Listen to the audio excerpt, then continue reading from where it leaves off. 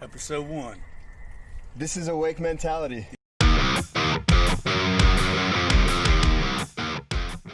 This is the trial and error process of becoming better men.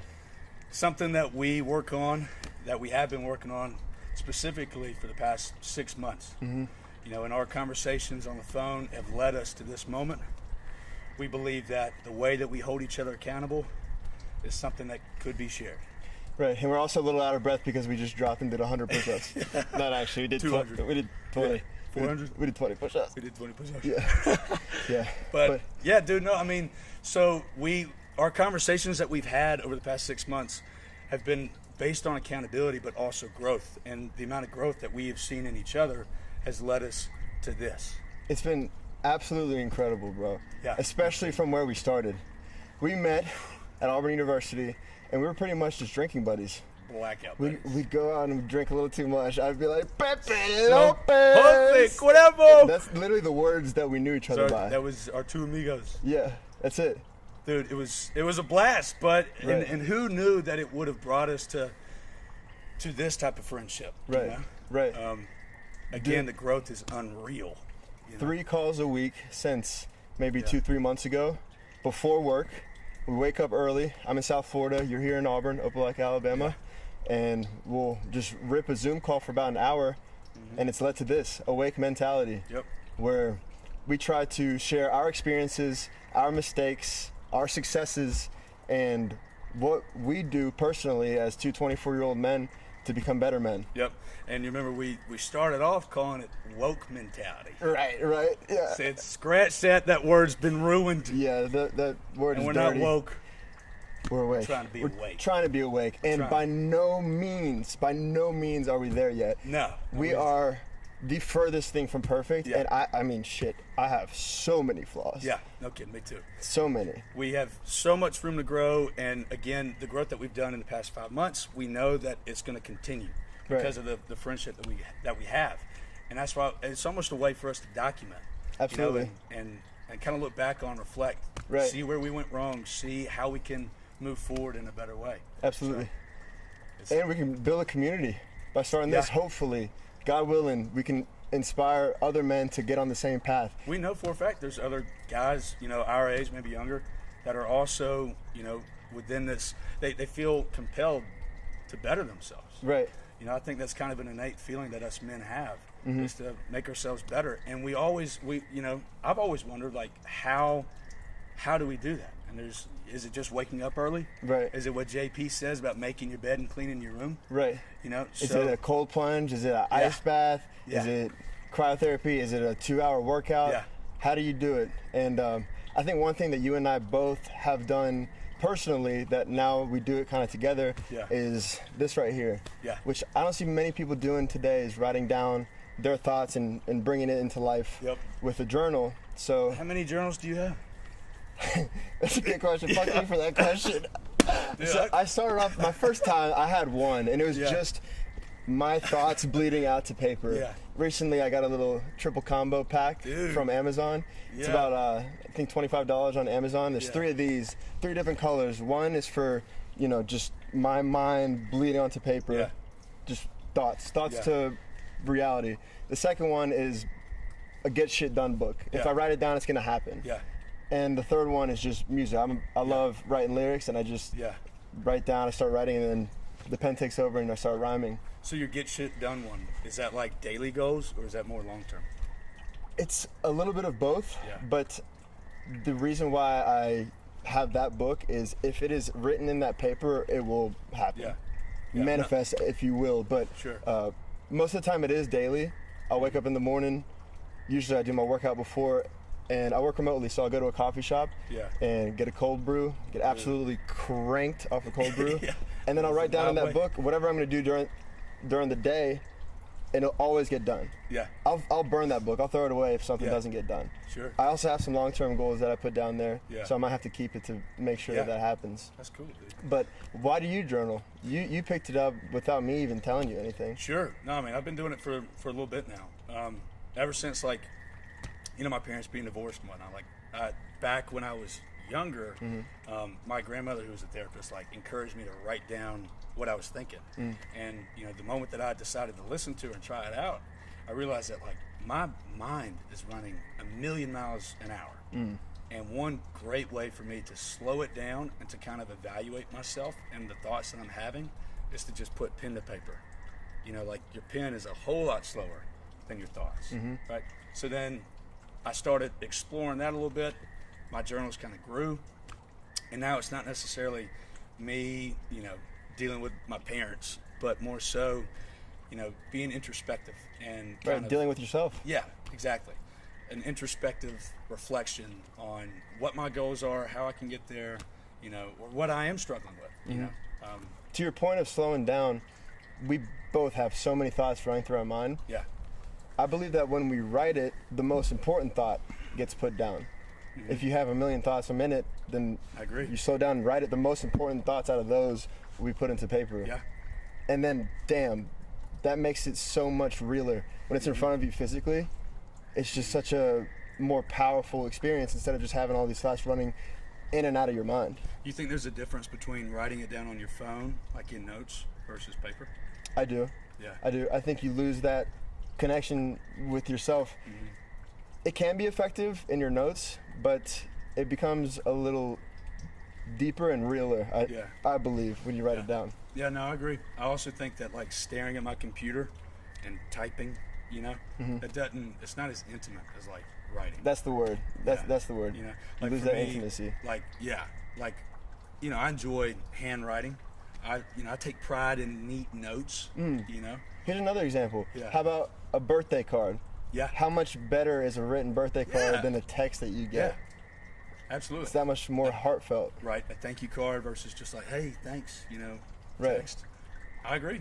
And, like, handwritten notes, or, you know, invites and stuff like that. I think that goes up when it's physically in your hand. I guess maybe that's where it becomes intimate. Right. Yeah. That could be a cool tool as a man, kind of have stationery with your name on it and some envelopes. That could level you up. That's pretty professional. Could be a little sus too, but it also could be a little professional. Yeah. If you're kissing it and sending it, baby. You apply some lipstick and give it a kiss. A little wax. Yeah. Dude. Is that sus, Sarah? You think? Is that Sexy. okay? Sexy? Okay. Yeah. All right, that. well, just red lip gloss and mwah! Send it to my man. Okay, we won't. Okay. Yeah. So stationary is the move. Stationary is the move. Hey, seriously. And then, like, imagine, like, the how, you know, the Constitution was written. What's that called? What's the A feather? The Declaration. Yeah. It was feather and ink. It was feather and ink. Feather and ink. Yeah. Dude, that would be pretty cool. Right. That's some. Have you ever seen The Gentleman? Matthew McConaughey. Yeah. It's a good movie. Right. It's a good movie about, like, well, he was a drug lord. But Okay, moving on. Anyways, so back to the purpose of this he's not. I'm podcast. just kidding. Totally kidding. As men, we have a lot of weight on our shoulders. Yeah. And that is intrinsic, I think, in every man. And I believe that all of the increase of anxiety and quote-unquote depression that people have today is them lacking the responsibility that they're supposed to have as a man. Yeah. So what does that mean? Mentally, spiritually, and physically, while you're here on earth, as a man, you've got to work on yourself and improve. Yeah. We're here to create. Right. If you want to talk spiritually, God created man in his image. Therefore, man is supposed to create because God created us. Yeah, that was a perspective that I didn't have until you shared that with me. You know, when I thought the idea of we were made in God's image, I always thought of it like, you know, all right, well, God has to look something like us. Right. Like, I thought of it more of a literal sense. Right. But the creator, the almighty creator, that sort of aspect definitely pushes me forward because, you know, I'm someone who also likes to create. And, like, I've got some sort of entrepreneurial drive. Right. So, and I think that a lot of us have it. We just have to kind of open that up. But rewind, so you were talking about how men struggle with depression and anxiety. Don't you think that writing in a journal, you know, can help with that? And if so, like, why? I do think so because it clears out all the shit that's in your brain. Yeah. And like we said, you start to choose the most important thoughts. Right. So I personally, I have been in that muck before. Yeah. Where same. I believed that I was depressed. Yeah. Therefore, I was depressed. Yeah. And I had that constant loop in my mind that, you know, like this really doesn't matter. Right. Like, I'm stuck. I'm gonna stay in bed all day, Mm-hmm. and I just didn't get anything done. Mm-hmm. But when I realized that I was made in God's image and that there is something greater than us that created us, I started to work on myself. I started to journal. I started to hit the gym again, and I want to talk about that more and open up physically. I brought those 3 topics up: physical, spiritual, and mental. Yeah. And I definitely want to start with physical because you and I have both had For sure. some journeys, Yeah. some very interesting ones. Yeah. One in particular that I want to talk about, and I don't want to change the subject too hard. You asked a great go question. But fasting, you had really opened up my mind to this idea of fasting. And I've been intermittent fasting for a few years now, Mm-hmm. but you did a fucking 7-day fast, brother. Gary Brecka, all credit to him and what he did with Dana White. Like that, you know, I catch up with, you know, on social media, I watch Joe Rogan, Dana White, of course. You know, people give me shit about it, but, you know, it's a conversation I like to hear because it's genuine. Right. And Joe Rogan genuinely is trying to learn and trying to grow himself. And so this podcast where he was talking to Gary Brecka was talking about the importance of almost holistic medication, right? Like how we can not give into the big pharma type stuff and treat our bodies with more natural remedies. Right. And fasting is one of them. Right. And you know the benefits that you get from it. There's a few studies that I got to read that they referenced to, and it encouraged me to try it out. And not only, you know, for me personally, who knows what to trust? Like that's kind of my mindset. Like I'll trust what I think is to be true, but at the end of the day, I may not know, and I might be wrong. So the reason why I fasted was also because I was just trying to challenge myself. Right. And I knew that it was going to be difficult, and I wanted to overcome something like that because I love food more than anything. Right. Anytime I go on a trip, like I'm a foodie, I'm looking for the hole-in-the-wall restaurant, work at a restaurant. You know, I mean, I try quality control That is is my so expertise. tough, bro. That you is know? so tough. Dude. So I knew it was going to be hard, and that's kind of why I did it. But intermittent fasting is something that, I mean, I never really even considered because my life would just be miserable. And Right. somehow you're able to pull that off. Right, it works and, with my talk about schedule. the benefits of it. But back to the question that you asked me. Yeah. There are so many tools to battle that quote-unquote depression, but I think that is such a bullshit and overused words nowadays. Depression? Depression. I think it's Yeah. so overused, and there are. I think the number one thing that can combat depression is another word that starts with D. You know what that is? No. Discipline. Yeah. Okay. How did you get through your fast? Discipline. Right? Yeah, it's a decision. We're all gifted with free will. Yeah. Some people may believe in determinism, where everything in your life has led you to this point. Right. But you have a choice. You always have a choice. That's what free will is. That's what God gifted us with. Right. So you have the choice to wake up in the morning and go to the gym. Or if you're not able to, you can go on a walk. You can wake up with the sun and go on a damn walk. It's as simple as making the decision.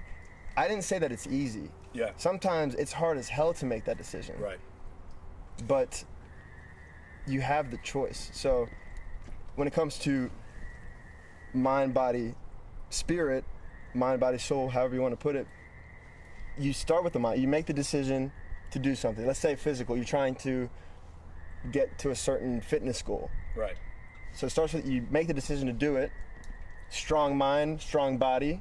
You work on your body, and then it's the cycle. It goes back to having a strong mind. Yeah.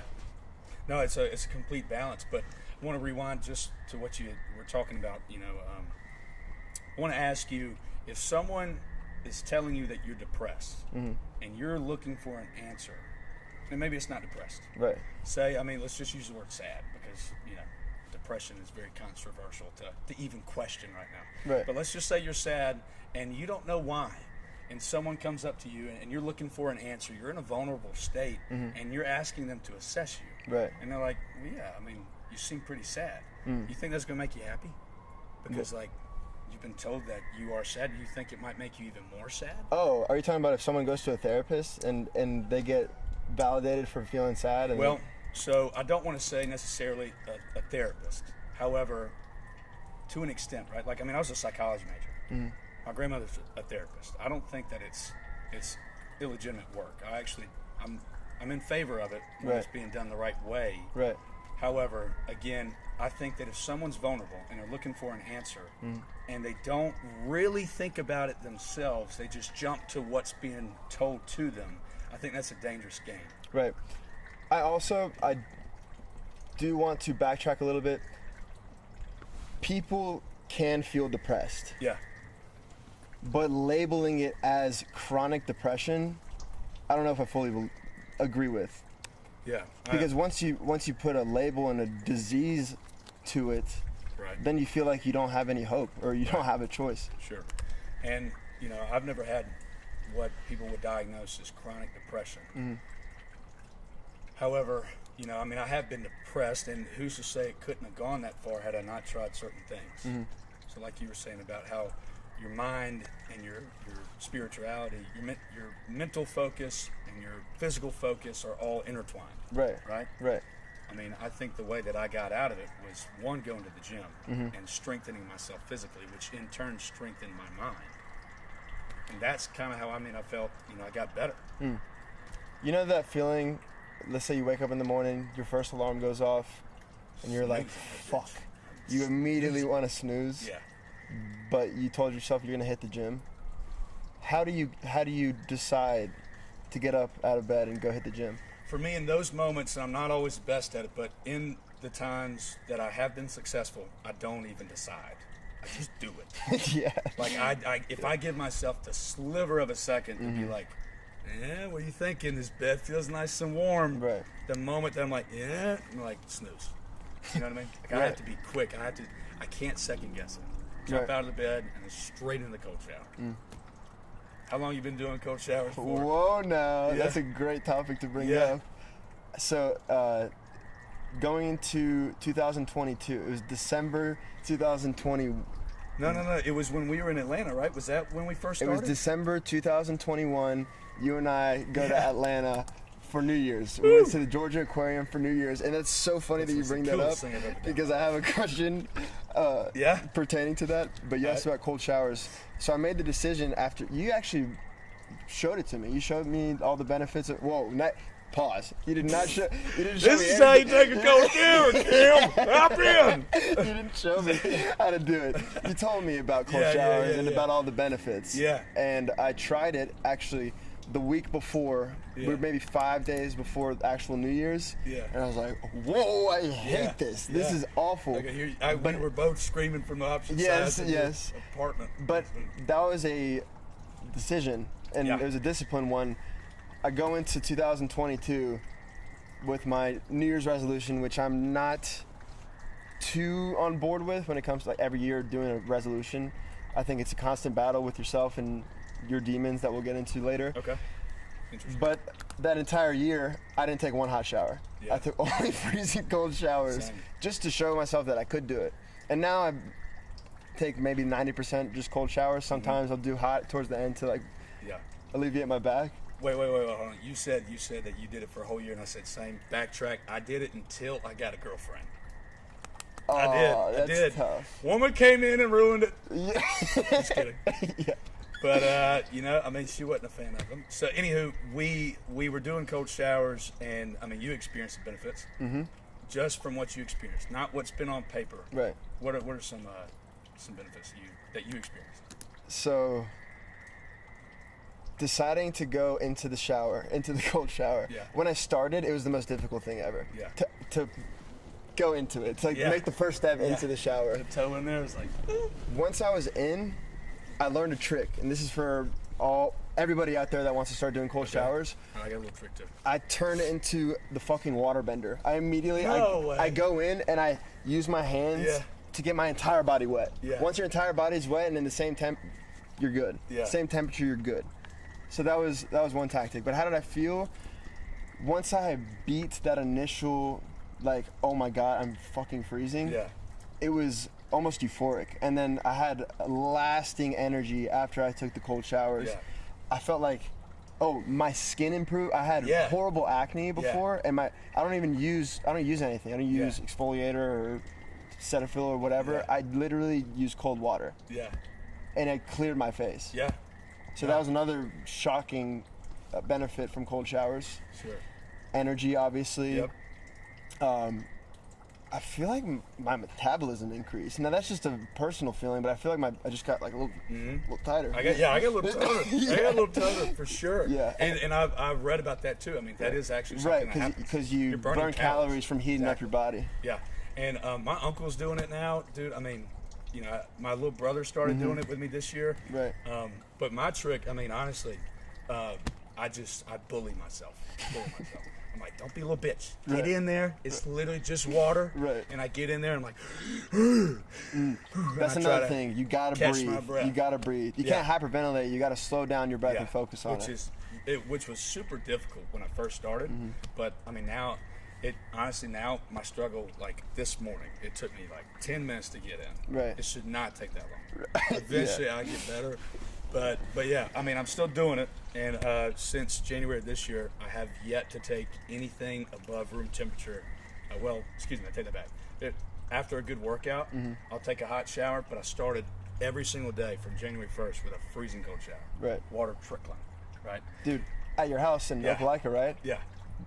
Bro, in the winter, your showers gave me brain freeze. It was that cold. My scalp it felt like it would freeze over. Yeah. And I'm cutting diamonds. Right. But I want to share my benefits though. So, okay. And I would agree. But one of my biggest things was learning how to control my breath. I felt benefits from that I would then take into my workouts, like breath control. Or any pressure situation. Yeah, definitely. And like I would just like shut the little bitch up in my head that's like complaining. Right. Like I was like just stomping them in there. Right. And like my mental focus was getting better. I definitely had more energy throughout the day. I think you mentioned that. Strong supporter of cold showers, to say the least. Yeah, absolutely. Damn, bro. Yeah. So that's something that I didn't even write about. I didn't think we'd bring up, but that's such a good point. It does not Cold surprise showers me. That's actually something we do just like we journal. Right. Second nature. Yeah. So this ties in pretty well. Okay. As a 24-year-old, and I'm not gonna gas you up, but you're pretty fucking jacked, dude. Like, pause, no diddy, but like, dude, you're 6'1", 6'2", like 200. We're both in good shape. Thank you, I appreciate it. So as a 24-year-old jacked motherfucker, what is your training regimen? Oof. Well, I mean, honestly, I wish it was better. It can always be better, but for me. And I've started to kind of go downhill a little bit, but let me bring out where I lost 18 pounds from the fast, right? I started from scratch to then, I started taking creatine, which helped a lot, but my How much did you weigh schedule, before the fast? Before the fast, I was 205, 207. Okay. And then after 7 days, I was like 185. Damn. Yeah. It was nuts. Damn. It was nuts. I looked like a little boy in striped pajamas. Tell us about it. Like, what was the fast like? What were you doing? The fast was nuts, man. I mean, Gary Brecka, he said to do like bone broth. I'm so stupid too, by the way. So I posted on TikTok and said my plan. I was going 7 days, and I committed day one. I posted it, and I said I was going 7 days. And Michael, he said. He was like, "Hey, you idiot! It was 72 hours. It wasn't 7 days." And I was like, "Shit!" I didn't even. And I was like, "I can't tuck tail now. I can't be a little bitch. I said I'm doing 7 days. I got to stick to it." So I did only all water. Of China now knows that you're doing it for 7 days. Can't let China know I'm a bitch. They gotta be scared of me when they come over. Right. But no. So day one I did all water, and then days 2, 3, and 4 I did bone broth twice a day. To get some protein and whatnot. You were working out too, weren't you? Yeah, that was a bad move. Which we do not recommend. Yeah. By the way, just side note. I mean, I think that it would be good to say don't do what we do at all, unless you're under your own discretion. We're not saying that you. We're not medical advisors. We especially with fasting and whatnot, look it up before you do it. If you've got bad blood pressure, bad cholesterol, Yeah. whatever, that might affect it. Right. Before you do However- any kind of fast, definitely consult with your doctor. Yeah, I didn't. I didn't either. Which doesn't mean that's a good idea. Right. But we're both idiots. Yeah, yeah, yeah. That's what we preface this podcast with saying. Not We don't only know are we not shit. perfect, but we don't know jack know shit. anything. We are trying to learn together. yeah. We don't know answers, but we can come up with them. We can come up with Right. good questions. Yeah, we can. Yeah. But all right, sorry to get sidetracked. Fasted. It was 3 days of bone broth, and then I was there at day 4, and I was like, I got to go day 7. Day 4, I worked out. I tried sprinting a mile, and had to pause the treadmill and just blacked out, trying to grab the side of the treadmill on myself. And I called my neighbor who's fasting for 7 days, and hey, dude, is it normal to nearly pass out when you're working out on a fast? He's like, are you an idiot? He's like, what are you doing? You gotta yoga. You know, just Max stretch. yoga. A stretch is your workout. Right. Don't exceed your Threshold. 85% heart rate or whatever. Right. And I was like, all right, good enough. But and then I just went water for the final 3 days after that. Anyway, 185 was my end, and then I just hit it hard in the gym as soon as I got off of it. Also took BPC 157, which is a peptide body protection compound. It was good for my gastric system while I wasn't eating anything, and it prevented any muscle breakdown. So that was huge. Electrolytes was also something that I had to do during that fast. I'm saying all this just in case someone's trying to look into it. Right. Electrolytes, a peptide recommended if you go more than 3 days. Right. And then, what was the last thing? Amino acids. I did perfect amino, so I got all the proteins I needed. Right. But still had to keep 0 carbs, 0 sugars, and then 0 something, I can't remember. But, Right. Anyway, so hit it hard in the gym after that. But your 3-day fast that you just did recently, I mean, what were some of the hardships that you experienced? And break it down, maybe day 1, day 2, day 3. So I did not do a 7-day fast. I did a 7. 3 days all you need. I was Technically- an idiot for going 7 days. Technically, what I did was 69 hours. Yeah. It was 69 hours. Yeah. I said that I was going to do a Nice. 69 hour fast, and I completed it. I just Yeah. don't ask me why. Don't ask me Yeah. why. I'm that guy. Day 1 was pretty easy because I do intermittent fast. Usually, I don't eat until 3-4 p.m. That's my first meal. It just Sure. works with my schedule. I have coffee in the morning, and it lasts me until about 2-3-4 p.m. Sometimes Yeah. 6-7 p.m. Day 1 was easy, light work. Day 2 was so difficult. It was so difficult. I had waves of energy, feeling dialed. Yeah. I had waves of feeling like I was gonna literally die. Like I was in my couch, like in fetal position at one point. Yeah. And then day 3, I didn't do bone broth either. It was just a water fast Yeah. for 3 days. And then day 3, I don't know what got into me. I woke up and I went with a couple of my good buddies to a place called Roar Station in Fort Lauderdale. What's I that? hit a high intensity interval training workout. Oh, yeah. 45 minutes of nonstop. Anything you can think of that's like cardio. Yeah. We had the tread bikes. We had ropes. We had like That's bench wild. hops. We had sprints. It was cardio. everything. Oh, weighted burpees, wall sits, slam balls, everything. Just high intensity. Burn that place Yeah, cardio. I hate that. I almost passed out. Yeah.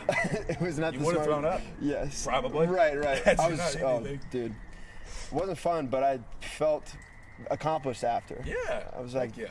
I mean, our ancestors did much harder, so Yeah. this is the least that I can do. Who sings that? What kills you? Cue it up. What? kills you doesn't make you stronger. What doesn't kill you makes you stronger. Oh, that. He looks at Sarah. She's like, huh? Jamie, cue it up. But Well, yeah. that brings up a point. I wanted to ask you before you asked me about my fast. In the Bible, it talks about how Jesus fasted in the forest for 40 days. Yeah. And the devil came and tempted him multiple times, and he refrained from it. He stayed strong. Mm-hmm. What did your temptation look like during your 7-day fast? Sure. First question, and I guess second question was, what does it look like in your everyday life, and what does it feel like to you? Yeah. Well, remember, and we just read the book of Matthew, or we're reading it right now. Mm-hmm. We're only up to 7. Call it armoring up. So Trying to armor up with the Word of God. Yeah. Matthew 4 is what you're referring to. And it also says the devil tested them, and then the Holy Spirit tested them, right? And we briefly talked about this yesterday. I think that the Holy Spirit's going to test us to make us stronger. He gives us 2 paths, Right. A and B, and if we choose his path that he wants us to, Right. which is the more difficult one, it's the less traveled road, the more narrow gate, more than likely, we get stronger, we get closer to him, versus taking the other route, right? And we're tempted, and we succumb to sin. Right. We go that way. So some of the ways that I was tested, I mean, one was just food. I blacked out. Not drinking. I blacked out in my pantry on day 5 with like a Buc-ee's stale-ass bag of Buc-ee's popcorn, scooping, like I had 2 handfuls in my mouth. And like, I'm like, oh my God. And I like just spit it all out into my trash. I don't think you told me that. Dude, That's was wild. terrible. Yeah. You started- I could have sworn I told you this, yeah. Dude. But I didn't swallow anything. Pause. I spit it all out, and I didn't swallow anything. I literally started like, this is like how dedicated I was. I'm like scraping my tongue, trying not to swallow any powdered cheese. Wow. But anyway, yeah, like, I mean, it was difficult, man. I mean, especially day 5. Day 2 was tough. One of the temptations I was seeing a lot of, ask my coworkers, I mean, I was borderline becoming an asshole. Right. You know, like, Right. you have to be able to control your mind and not get so damn frustrated because you can't eat. Right. I get hangry if I'm And you're at a without restaurant. food. Yeah, dude. I mean, I'm walking through a kitchen and there's just like muffins. Right. Yeah. But anyway, I mean, but that is one of the biggest temptations I faced, was like controlling myself, remaining patient, and being mindful of what I'm saying and how I'm expressing. And that's something that I'm constantly trying to work on, you know, when I'm on a full stomach, you know. Right. But so eating, controlling my mouth, also eating, but just controlling my mouth in general. What else did I was I being tempted with? Looking at my phone was something that was pretty easy to say no to, like wasting time mindlessly scrolling, which I would consider a sin, because like the stuff that's on Instagram that it's just something that I want to stick away from. Right. Not necessarily because it's a sin technically, like, you know, the lustful big booty Latinas twerking. Right. Not that necessarily, but more so like it's poisoning my brain. Right? Yeah. So I was able to stick off of that, because the more I sat down on my phone, like the more I was thinking about food, and the more time I had to be complacent and think about what I could be eating. So Yeah, there's like mukbang videos on your timeline and stuff. Little ASMR, like people just shoving food in their mouth. Yeah. You know? Like, I didn't want to see that. Right. So being lazy, rather. I was being tempted with being lazy. Right. And I was the most productive I've ever been in my life on that 7 days. Like, that's really when I started picking up the Bible, you know? That was at the beginning of January when I started. January 2nd was my first day with a fast. And then I started picking up the Bible and reading. And again, I was just saying Matthew 4 when we were talking. That's only because we just read it. I, again, know nothing about the Bible. Don't come at me, preacher. Right. I'm learning. Yeah. Right? Yep. And one of the reason why I picked it up was because I've never read it before. I've always, honestly, for me, and I've told you this, the Bible's kind of been shoved down my throat a little bit. And not necessarily in like a demeaning way. It's just always been around. It's what I grew up in. And so hearing that Jesus loves me, you know, I mean, I was like, yeah, I've grown up on that, sure, whatever. But what does that mean? And I'm trying to like learn a little bit about it. And same with you, right? Yeah, absolutely. So that's been cool. Also, in regards to temptation, and you brought up the Holy Spirit, how the Holy Spirit will tempt you. Yeah. I find that so interesting, because I always thought that it was, you know, there's a good force and there's an evil force. And I thought that it was the evil force that was pulling me towards sin or wrongdoing, however you want to put it. And I had been praying. I just started, since I'm 24 years old, I probably started praying when I turned 24, maybe a few months after. And every night for the past maybe month and a half, 2 months, in my prayer, I'm asking God for strength and protection to battle this temptation.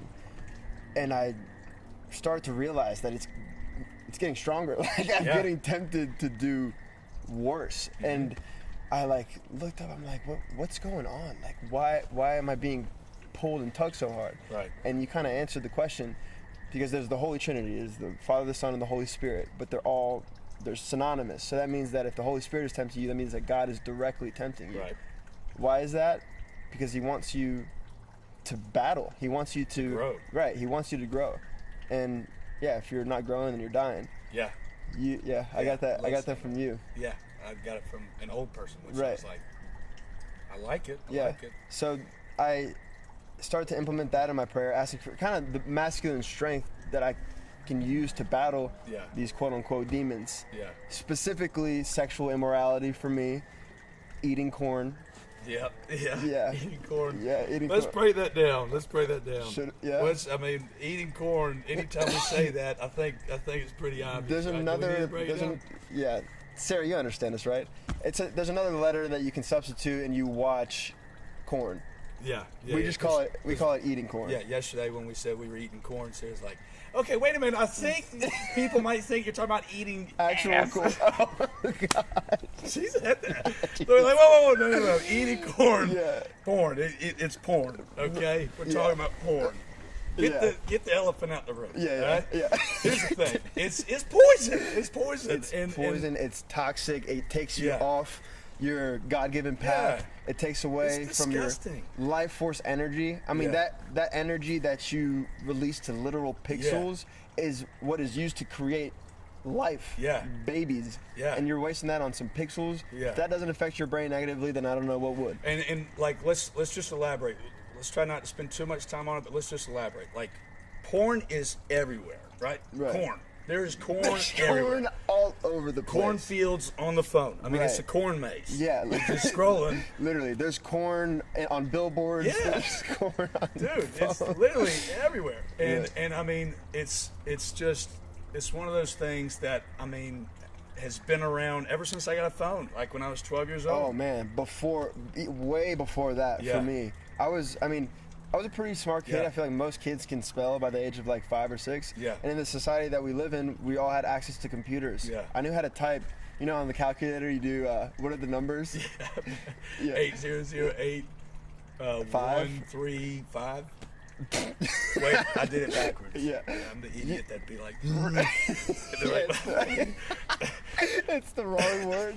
Yeah. But anyway, so I knew how to type that at a young age, and then from then on, like, we're surrounded by it. We are absolutely surrounded by it. So I understand. I mean, so many men today have that struggle, and a lot of them don't even look at it as a struggle. They don't look at it as a problem. This is why we've been able to grow with each other so much. It's because like we're open to talking about these things. Right. It's uncomfortable, sure, but like so uncomfortable. But once you realize that other people are also, seeing the same battles. Right. I mean, I think it opens up that door to success. Is like possible growth. Yeah. Recognizing that it's a battle that you should be winning. Right. And that like it's disgusting. It's really voyeurism, right? Like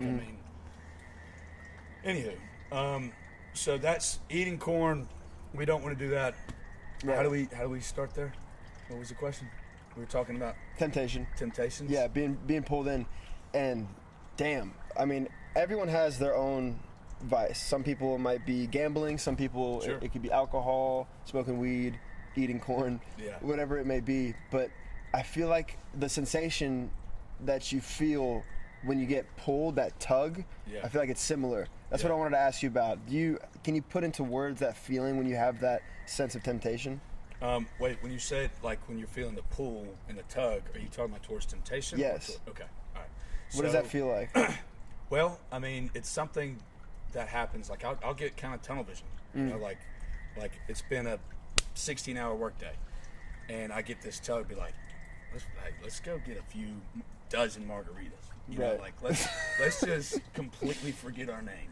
Right? Like let's dance until someone's like, you probably shouldn't be dancing. Right.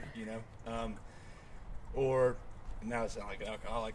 I've had my times, but You know, the tug to temptation is something that, I'll get tunnel vision for, and it's oftentimes just, excuse my French, I just think, fuck it. You know, fuck it. Like, I know I've got other things that I could be working on. Yeah. Just fuck it. Yeah. The temptation is, I don't know exactly how to put it to words other than it's so easy, and it's always a pleasure that has instant gratification, versus the tug towards what's right. Right. So let me throw Uno reverse.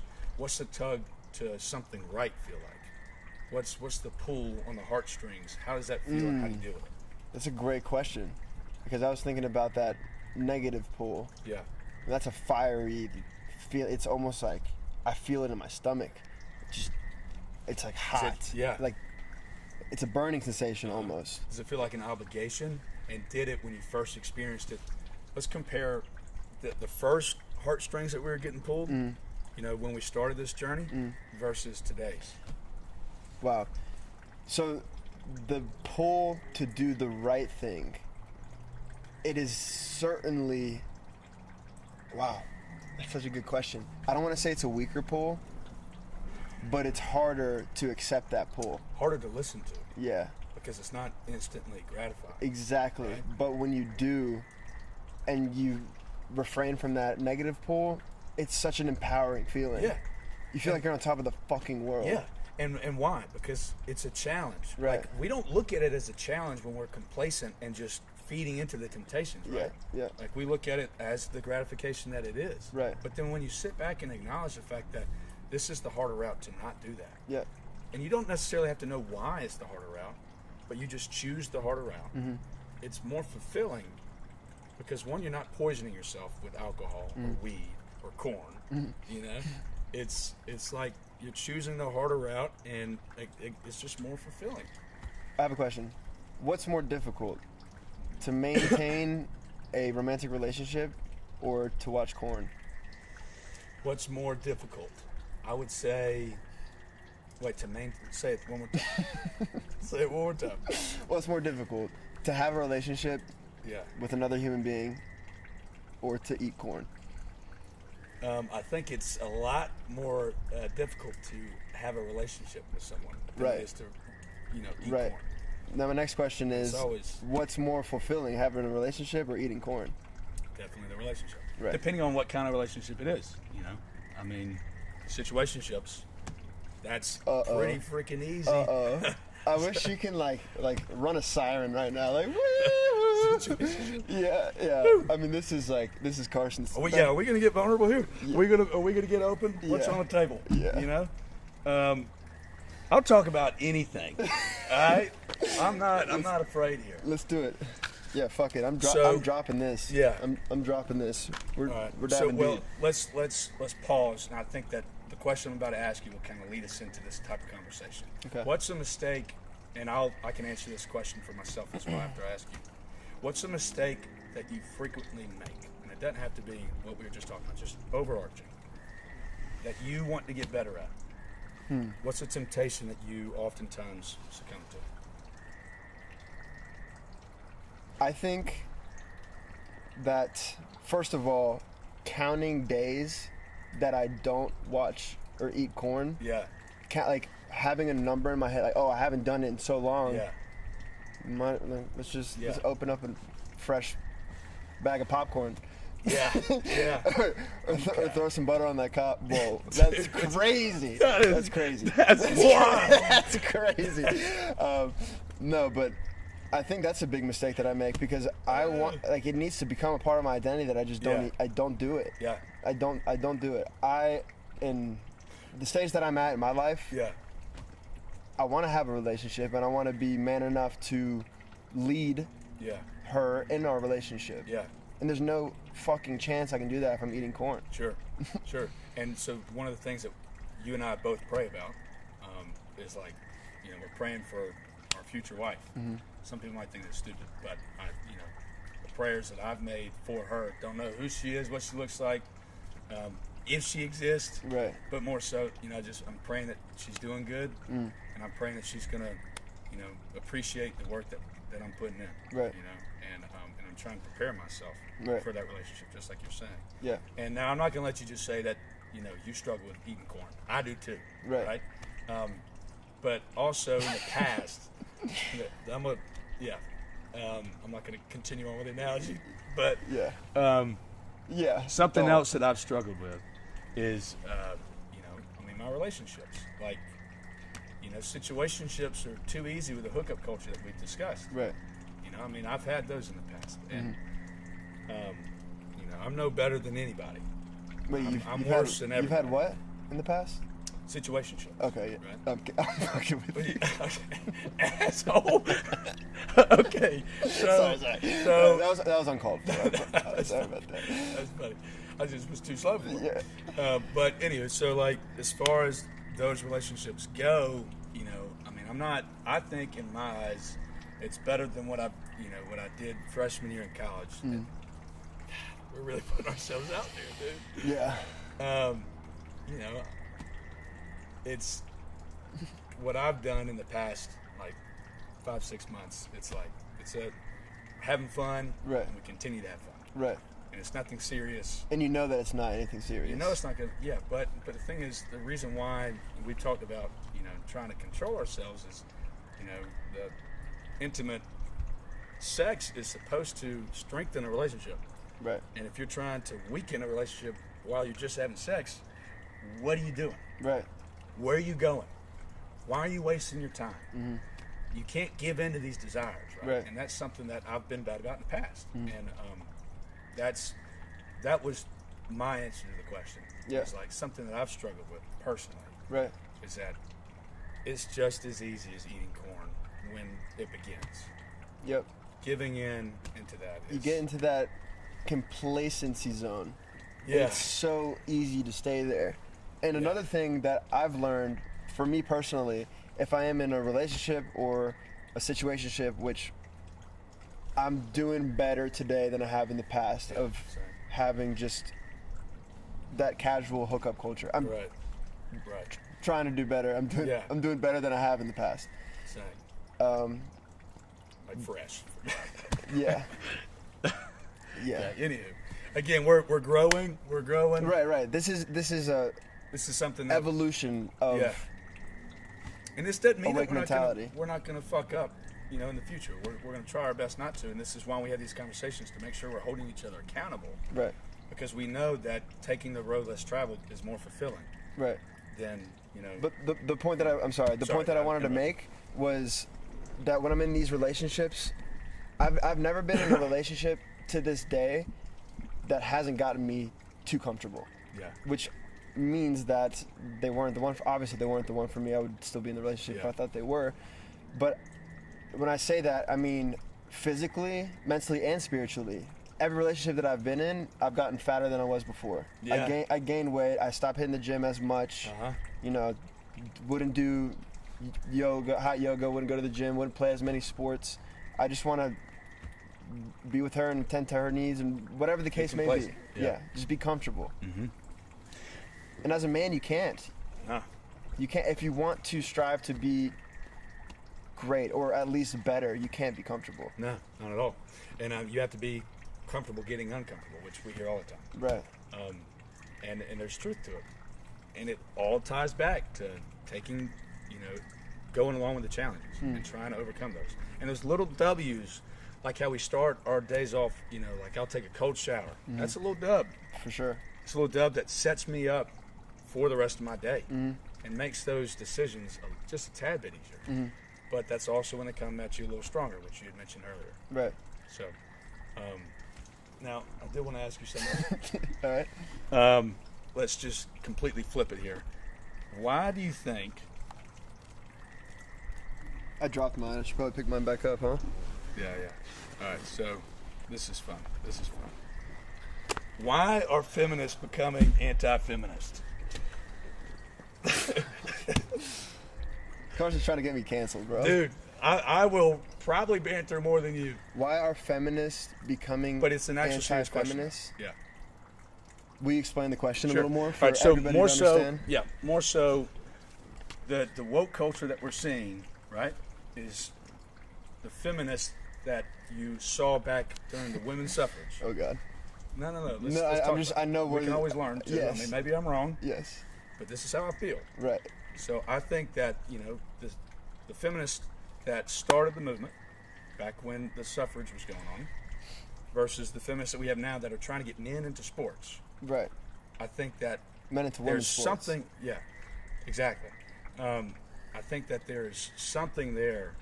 It does seem like an That attack the- on women, but and an attack on people in general. Yeah. Attack on who we're supposed to be. Yeah, like I'm a little bit feminist, like when it comes to women doing what they want to do, right? Like, Absolutely. like, Absolutely. I'm- It's and fucking all- 2024. Yes, a woman Yeah. should be able to do what she wants to do. Yeah. That's a no-brainer in Right. 2024. Yeah, obviously a woman's going to vote. Obviously a woman can work any job a man can. Right, and we want them to succeed. I mean, just like this is why it makes me mad because, we're seeing people like Riley Gaines, who's in the swimming competition. I want to see her do good. Right. But then when she's being completely dominated over a man Right. who's genetically advanced, got a 7-foot wingspan, Right. versus what she has. I mean, we're two completely different, not specimen, but we're two completely different people with different genetic makeups that have advantages in other ways. And I mean, women, disadvantages, yes. Yeah, women are more advanced at certain things versus men, right? Right. It goes both ways. But we're seeing feminists now that are in support of the transgender ideology that's just completely insane. Do you think? Here's the better question.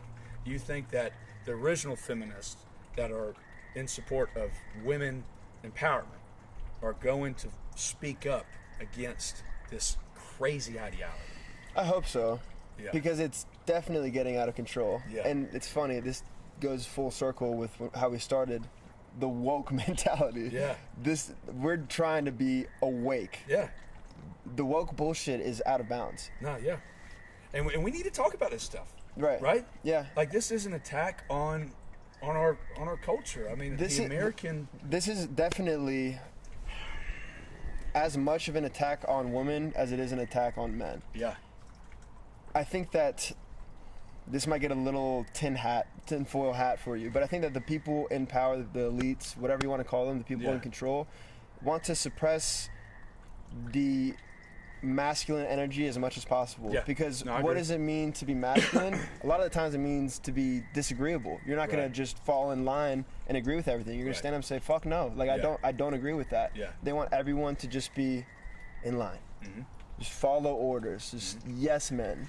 And I mean, honestly, they want everyone to just become a fluid gender that'll say yes to everything. Uh-huh. And belittling the man's voice. And Right. I mean, I have yet to see a good movie come out in a long time. And I think that's because they've completely taken the patriarch out of, the typical plots that we used to see, like Indiana Jones, I see. Star Wars, Right. right? Like The Blind Side. I mean, like, we're talking about, like, it's not male empowerment. It's just like Blind Side, for example. Like, you've got the household, Right. the household with the mom and the dad and their typical roles. Right. Call them outdated, but like they work. Right. Call them traditional, but what's wrong with tradition if it's everybody's trying to succeed? And I think that the extreme comes out to when you don't have the thoughts that we're sharing right now. Like, we believe that the patriarch is supposed to be in the household, but we also believe that the woman isn't supposed to be just stuck behind a frying pan. Nobody believes that today. No. Well, okay, maybe some. sure. Yeah, some don't. just free. Yeah, Nobody we, here. we certainly Sarah, don't. you believe? Yep. She's nodding her head. She's saying yes. She just nodded her head yes. What's wrong with you, Sarah? But yeah, I just think that movies have been going downhill because the higher ups are taking that out. Right. I kind of want to piggyback off of that. This isn't. Okay. This is on topic, but it's fluid. Yeah. So, throughout the generations, we've had all these rock stars. We've had sports, just moguls. We've had Prince, Kiss, all of these superstars that have worn makeup and that have painted their nails. Yeah. So, what are your thoughts on men that paint their nails? Yeah, I'm not a huge fan of it. I'm not a huge fan of it. I think that Because I have a take on it, and I want to hear. Okay. Oh. Yeah, it's and I'm not homophobic, but it's gay, and by that I mean like the same way I say it's retarded. Yeah, it's stupid. Why are you painting your nails, right? Like, I mean, I'm all about individuality. So you think that Prince was gay? He was, yeah, probably. Do you think that all of Kiss was gay from wearing makeup? I hope not, but the way they move their tongues, maybe, I don't know. No, I mean, like, here's the thing. Everybody can do whatever the hell they want. All I'm saying is I'm not going to paint my nails. That's fine. Yeah, because I think it's gay. Okay. All right. Well, I have a would be gay if I would do completely different take All right, than come you on, do. hit me. Absolutely, maybe polar opposite take than you Okay. do. So this goes back to masculinity. And what does it mean to be masculine? I Yeah. think being on your God-given mission makes you masculine. Sure. Staying on your path, refraining from temptation, working your ass off, and whatever that is, whether Painting that's nails? being a chest, no, listen, whether that's expressing yourself to your full ability. I agree.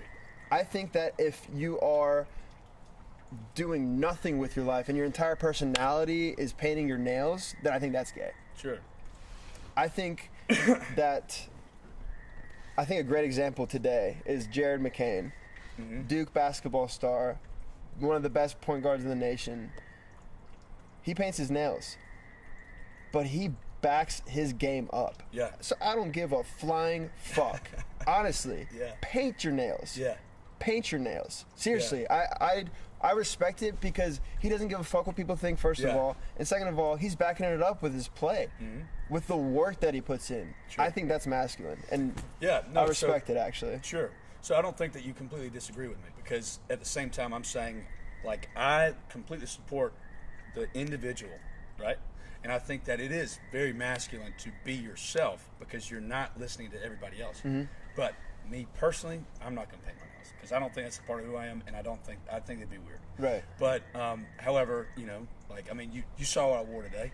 Wore an 80s Miami Vice crop top. I mean, Yes. I will get out there, man. Like, you Yes. know, and you will too. Yeah. Like the time that we went to fucking Lucy's. Please tell that story, bro. This is such a good story. We went to Lucy's. Sarah, I don't know if you've heard this, but This is great. We went to Lucy's right before we were going on spring break.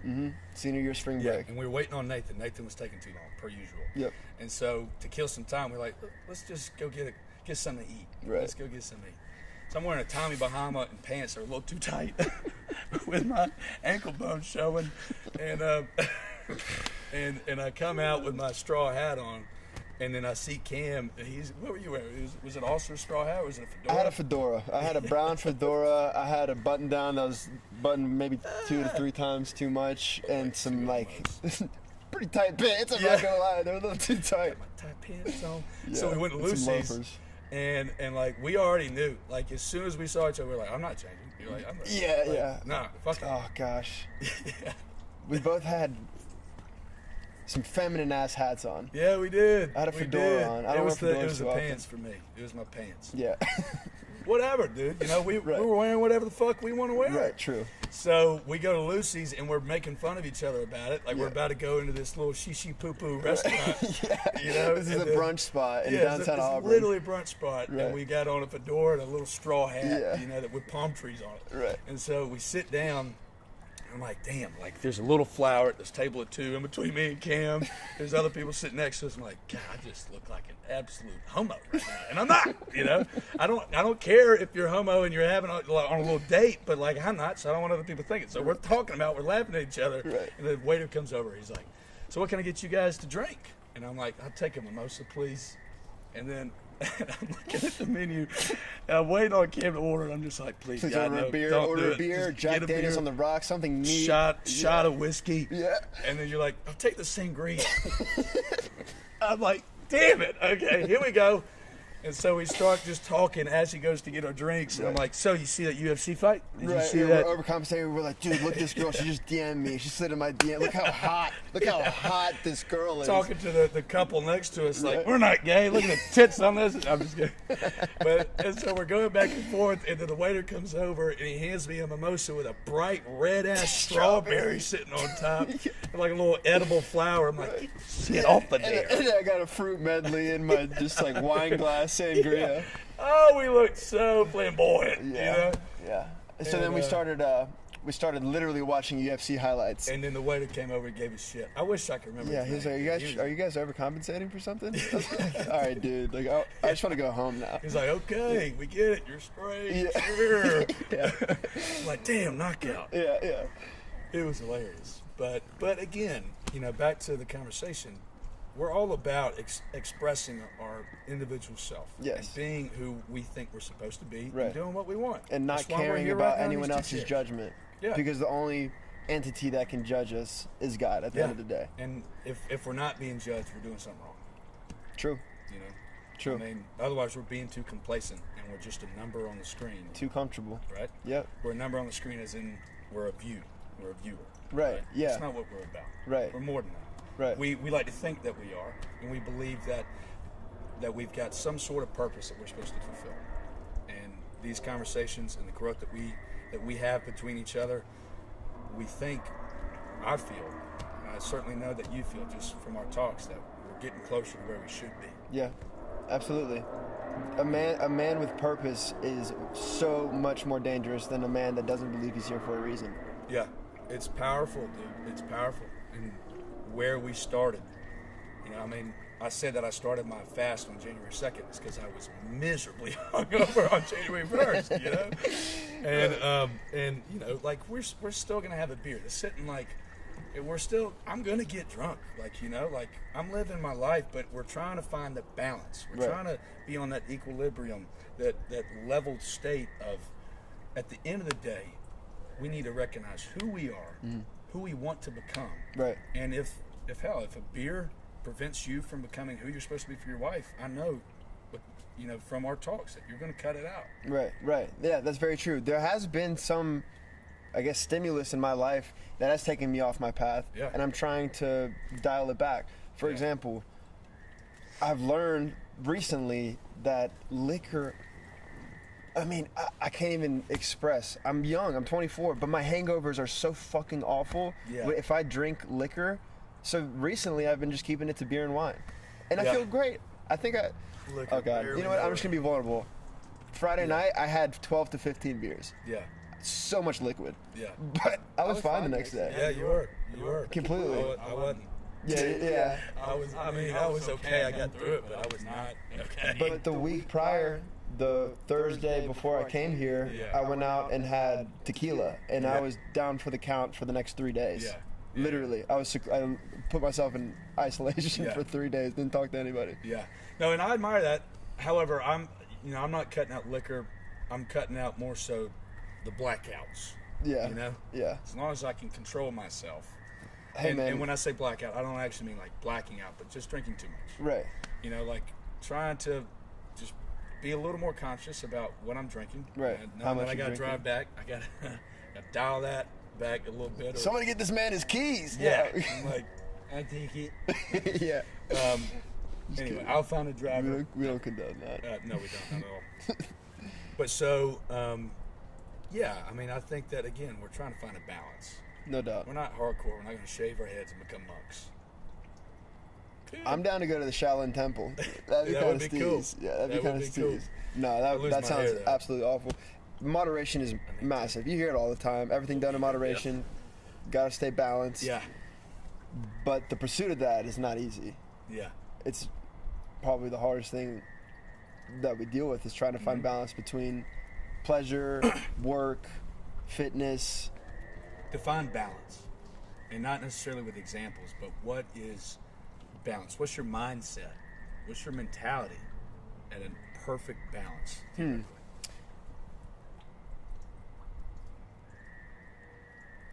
You're certainly at ease when you're balanced. So there's no shot in hell that you'll feel anxiety if you're balanced. I don't have the formula for it because I'm not balanced. Sure. But I would imagine that the feeling you'd have if you were on your mission, if you're armoring up, let's say with the word, if you're religious, Yeah.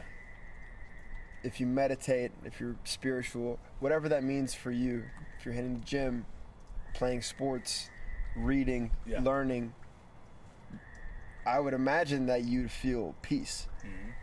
That's the ultimate goal, right? Mm-hmm. What do you think? I think that balance to me means exactly what you're saying. To put it in my own words, I'd say I'm in good shape, I'm productive, Mm-hmm. my work's getting done, and all that first with a social life. With time that I'm setting aside for some type of reward or, the social interactions. We're very extroverted people. I mean, me in particular, like I've got to be able to get out of my house. Right. Strike up a conversation, whether it's a coffee shop, talking to some people that are there, or going out, for some beers, Right. with some friends. I mean, tailgating. Like I've got to be able to. That's my balance. It's between social, work, and definitely spiritual. Something that we've discussed is to kind of take a little turn here. Everything that we do moving forward comes from, God, right? We're trying to build a house on that rock foundation. So I don't know if I mentioned this, but like the reason why I'm reading the Bible is because I've never read it before. I've never got my own interpretation of it, and which is also why you're reading it. Right. And we're feeling exponential growth, and we both credit it to believing in God Yep. and Jesus' salvation. Mm-hmm. This is all built on that rock, and that's where we come back to every single time, that house falls. And I'm talking about the foundation of the house. I'm referring to, Right. the book of Matthew. Right. So the Bible, I think, multiple times talks about signs, but it doesn't say to look for them. Right. However, That's good. when I'm That's good. on the right path, when I'm doing the right thing, it's strange. It's difficult to describe into words, but shit just happens that is undescribable. Yeah. And I Yeah. look at them as signs. Yeah. Same. I mean, the past few days. Dude. Right. Just coincidental stuff happens all the time, Yeah. especially when we're together. It's just like, what? Yeah. Did that just happen? Yeah. And we can point our fingers at individual moments, but And no one else is going to get it. right, unless your you signs- experience it. Yeah. What good would it do for us to talk about these signs that we got? I mean, it's something that you experience on your own. Mm-hmm. It's not something that I can just share with someone and be like, because to them it would just be a small coincidence. Right. It Exactly. would be ironic. Yes. But when you're on that path of growth and we're trying to better ourselves and we keep God in tune with it, Mm-hmm. you can kind of place the coincidences aside from the signs. Right. Because the signs have some sort of meaning to you Yeah. that you may not be able to explain. Right. And But I'd it's- much rather believe that it's a sign than a coincidence. It's Yeah. much more empowering. It is. It kind of just reminds you, keep going. It's reassuring. Yeah. It's you feel that gratitude, that sense of gratitude of, okay, I'm doing something right. Right. I might be getting better. No doubt. I have so many questions written down, but I Hit want me to up. check how we are on time. How are we looking, Sarah? How long we been going for? Currently at an hour and 10 minutes and 10 seconds. Okay, good. Cool. Nice. Hit me up with a question. I didn't know if you were starting. We don't necessarily have one, Okay, I don't I think, but figured that you would wrap it up, but I just didn't know if you needed me to cut it. Okay. if we start going in circles, maybe. Yeah, I don't think we will. I haven't asked a lot of these questions that I wrote down. It's been pretty organic, which is sick. Yeah. So I asked you the feminist question. I can't believe he told me earlier. You're like, dude, I got a question that can get you canceled, and I hope I didn't tiptoe around the question. Nah, I don't think you did.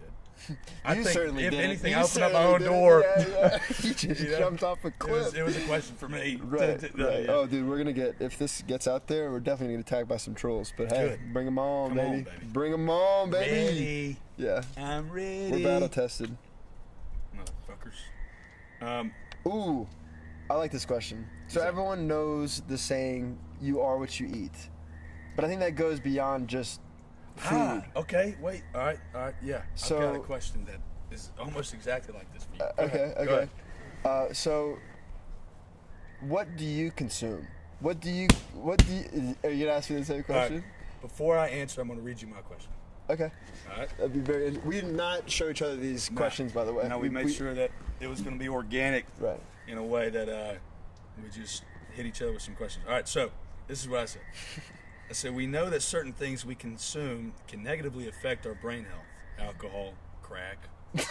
we know we can drink. We don't smoke crack. I was just about to say that. Neither of us have ever smoked crack, nor will we. Not a lot of people would know that was a joke. Right. And if you saw me, I wouldn't blame you. You know? But so we know we can drink, smoke certain things that can damage our brains. But Cam, do you think that we can also cause harm to our brains by consuming things with our eyes? Much more in depth than what I asked, but pretty much the same exact question. Yeah, we're going the same path here. So, Yep. how you want to answer first? I asked you first. Damn. All right. So, yeah, I think that. I'll split it so that I can be more specific. Okay. What do you consume when you're on the right path, and what do you consume when you're on the wrong path? Okay. I hate to twist it, but consuming time, like I'm consuming time, as in I'm wasting it. Mm-hmm. Like that is definitely something that I do when I'm on the wrong path. Like I'm trying to pay attention to my freaking screen time. Right. Like I'm constantly, people that know me think I'm like an idiot because I'm constantly deleting Instagram and then I have to re-download it for my job. Right. And I'm trying to delete it so I'm not on there like just mindlessly scrolling because. This is a really good topic. Okay, so when I like pick up my phone to answer a text and I get a notification as soon as I open, I'm like click, Right. and then all of a sudden, Yes. it's like, You're not growing. starting to drool. Right. So, and like that's something that I have struggled with for a long time. Is just like, and it's something that's just gotten worse because I've never really tried to confront it until recently. Right. But so consuming time in a wasteful manner is something that I do when I'm off the path. And then also, you know, corn. If I say fuck it to eating corn or to casual sex, to drinking too much, Right. all the temptations that us men face on a day-to-day, you know, basis or a weekend basis rather. When I'm doing that stuff and I'm not making a balance and just doing it because I want to, not as a reward of any sort, but just because I say F it like I want it, you know. Yeah. That's when I'm really screwing up. Right. Something in regards to social media that I want to bring up that we've talked about before. And by no means do I practice this to the ability that I can and that I should be. But this is a great start. What we're doing here is a great start. I believe that we and every man should use social media as a tool. Yeah, okay. And not be used by social media as a product. Every single post that you see is trying to influence you somehow. That's why they call them influencers. Whether you're being marketed to or you're being pulled in a certain direction to follow this account, you're being used as a product on social media. Or you can use it as a tool to promote whatever it is that you want to promote, to show information. There's so many ways you can use it as a tool. So that's just the point that I wanted to make. Don't be used as a product, use it as a tool. Yeah, but how's the best way to use it as a tool? What do you think one person can benefit from the most? That's such a good question, and I love that question. Every single human being on earth has been blessed with God-given talents. Everybody has. Whether that is you are a coding genius, or you can speak 5 languages, or you can do a double backflip, you can fly an airplane, whatever it is, everybody's talented. I don't give a shit if you agree or disagree. I mean, that you can look at anybody and they'll show you something that they're talented in. Sure. You can always learn from somebody. Yes. You know? So I think that you use it as a tool by displaying your God-given talents. Okay. You don't want, nobody lights up a lamp and puts it under a bowl. Yeah. You put it up so it can shine, so it can light up the whole room. And what are you quoting there? That's Matthew. Come on, baby. That's is it literal. obvious? That is the Jesus. only thing we've written is Matthew. The only thing that we've read is Matthew. Right. Well, yeah, it We're is. into it. Yeah. Literally, it's and it is. guide. It's a testimony from an eyewitness of Yeah. our boy, Yeah. Jesus Cristo, Yeah. Jesus Christ. So And that was him talking. Yeah. That was one of his parables. Oh, But- man. But nowadays, we have, it's not even a lamp, it's a fucking spotlight. It's a Batman signal. Like, you can display your talents a millionfold. Right. So that's what I think Yeah. it means to use it as a tool. That's okay. And I also think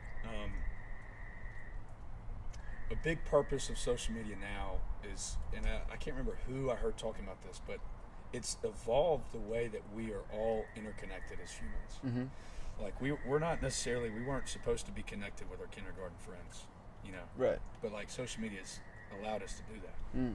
So what my social media accounts have become, I'm friends with everybody that I've ever talked to ever. Just Right. about.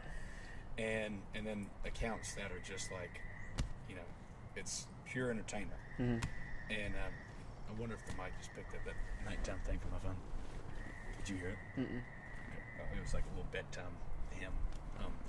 Anywho, so that's one of the ways that social media is used for a tool for me, is being connected with all these people. But like, I don't think that's the best way to handle it. Right. Like, we're making these new accounts, the Awake mentality. Mm-hmm. I'm really looking forward to that because we're starting from scratch. Right. And like, I don't have to be scrolling through a bunch of nonsense that means nothing to me. Yep. You know? Yep. Absolutely. Did I ever answer your first question when I asked you the question? I think so. Okay. Yeah. I think so. Slight early onset Alzheimer's. Yeah, you completely did. I asked you what you're consuming, when you're on the right track, when you're on the wrong track. Yeah. Okay, good. This is another question that ties into what we've spoken about earlier. As men, how can we stay on track throughout the weekend when everything around us is destructive, pretty much? Like, for example, in our culture, especially in South Florida, and I know it's the same in Alabama because I grew up in Mobile, Yeah. the casual going out, what does it entail? Drinks. Everybody's, that is just like it's a given. Like, Yeah. all right, we're going out tonight. You're not thinking like, all right, we're going to play Monopoly at his house. Like, sober. Yeah. Like, We're getting hammered. most of the time, people are like, let's go get hammered. Like, Yeah. let's go get drunk. Yeah. So, how do you battle that? Because during the week, I feel like most people can stay pretty productive. Yeah. And they can stay on their mish. Not me. Not me. When I go out and, you know, I drink too much, the next day is almost trashed. You know, like I'm just useless. Right. But also, to answer your question, I would say that how do you avoid? Yeah. Like, how do you stay on track? How do you stay on track? So the way I would stay on track by making a balance would be going out, but then coming back home at a reasonable time, you know, still having fun, making sure that I earned that time. Not just saying like, man, I've been working my A off, you know. I said A off because I don't want to say ass off, but I've dropped every ass off Yeah, possible. by A off. I like to balance that too, you know, eventually. Yeah. But, you know, I've been working my ass off all week long. and I'm like, all right, I'm going to go let off some steam on a few beers and some margaritas. Right. That's not the way I need to be doing it if I'm Right, staying on because track. you brought up, you've got to earn it, and I agree. You have got to earn it. You got to work your ass off throughout the week. But work like, how? Work how? Are we talking about just our job, our day-to-day, you know, our paying job? That's not enough. Everybody has to do that. Everybody has to do That's that. minimum. Yeah, that's minimum. Now, I mean, it's definitely like, you know, when Wow. you have 16-hour days, it's tough to work your own personal growth in there, but it's got to be done. That in is order such for a me to good reward. point. I feel like in today's culture, most people think, I worked for 5 days. It's time to Get get outta here. blackout. So did everybody. Right, So did everybody work, right. you know. So, yeah.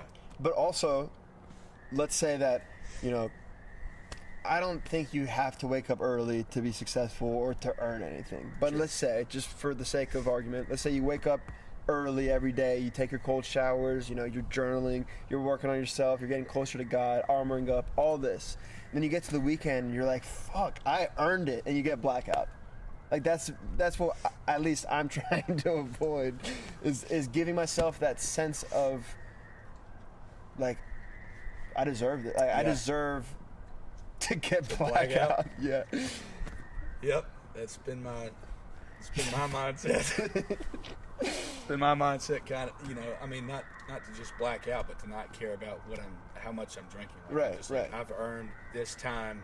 Let's see where it goes, and then it's like we're blacking out. You know, like, and again, I'm not like pissing my pants hammered every time we say blackout. Everybody's got their own perspective of blackout. Let me just say that, you know, we have too much to drink. That's what blackout is. I will say this: we do get a little silly, a little freaky deaky, but neither of us are like we don't get out of bounds. We're functional. Yeah. We're functional. Divine functional. Yeah. Divine functional. I don't want to ruin my next 2 to 3 days because my hangover is not one day. My hangover is at least 2 days. Yeah. Especially if I'm drinking liquor. Yeah, I don't know if I'm on the beer and wine train, I'm not as bad. But that's me personally. I don't know. I found that out about myself. Yeah. I found out that liquor really messes me up. Yeah. I think that my body has taken enough of a beating over the past few years that like I need to just chill out. You know, like when I reward myself with some drinks. So that's definitely a way that I'm going to kind of stay on track, is just being a little more mindful about what I'm consuming, how late I'm out, and whatnot. I'd like to go back go back home at a reasonable time. You know, again, I'm probably going to slip up. I hope not. You know, in the way that we've talked about this in the past, like past week, was like, we don't want, what was it? You don't want to worry about fucking up. You want to focus on doing the right thing. You don't want to focus on not fucking up. You want to focus on doing the right thing. You're eventually just going to fuck up if you're like, don't fuck up. Boom. It's like you're playing golf. You're like, don't slice right, don't slice right. Boom, in the water. In the water. True. Yeah. So, that's one of the ways that we're going to stay on track. Mm-hmm. We're going to just keep our head down, get our stuff done, and then, instead of thinking about don't get hammered, don't get another margarita, Right. It's like, hey, we got to go home. Yeah. Pretty soon. Right. Yeah. Yeah, I'll have max X amount of drinks. Yeah. And then I'm gonna go home at this time. Yeah. And that's what it's gonna be. That's how it's gonna happen. Yeah. That's for me personally, marking a time. Like, all right, I'm gonna try to be in bed by 10 so I can get up early. And I would like to say, you said that you don't have to wake up early to be successful. I agree, especially like a lot of people that got some crazy hours. Mm-hmm. I mean, some of my friends have abnormal hours and they're at work until 2 a.m. or whatever. Right. Yeah, I don't think that's very reasonable to say that they have to wake up at 6 a.m. Right. However, I would say if you're capable of doing it, starting yourself up with a W of waking up on a time that you don't want to wake up is the same W you get from a cold shower. I agree. I don't disagree with that. I'm just not saying I don't think you have to, but I agree. It does help. It helps. Right. And it helps in the sense of like the small wins. Right. And dude, how does it feel when you wake up with the sun? It feels pretty natural. It feels like this is what I'm supposed to be doing. Yeah. Fire. Yeah. All right, my turn for a question, huh? All right, so get like just a couple more. All right, so you're in a dark place. You're in a dark place. Yeah, you're in a dark place. No, you're in a great place right now. Okay. Like, theoretically speaking. Right. I'm in a dark place. Your Riz is at a low. How do you get low out? Riz. Your Riz is at a low. You're not doing good. Mentally, you're struggling. How are you getting out? Okay, well, in my particular scenario, I live alone. Yeah. So sometimes I can be put in that quote-unquote dark place because one of the unhealthiest things you can do as a human is to isolate yourself and to not have human interaction. Humans are social beings. You brought it up. We need to. Even if you are a quote-unquote introvert, which all that labeling is just it takes you away from. It puts you in a box. Yeah. It really does. So I think people are just different. Some people need a lot of social interaction. Some people just need a little bit, but everybody needs it. It does put you in a box. I like that. So first and foremost, you need to get the fuck out of wherever you're living. Like, not, you don't need to pack up and move somewhere. Go to Mexico. Yeah, go to Saskatchewan. Yeah. No, you need to exit your humble abode, whether it's an apartment or a house, townhome. You need to get outside. It's difficult because I can't answer for everybody, but I can answer for myself. I don't work an office job. I don't work corporate. I'm not 9 to 5. I work remotely. No, but yeah, how do you get out? Yeah, so first and foremost, I have to get out of my apartment. Okay. I live in Fort Lauderdale, and I'm pretty high up, so sometimes it's pretty difficult for me to get out of my apartment. Yeah.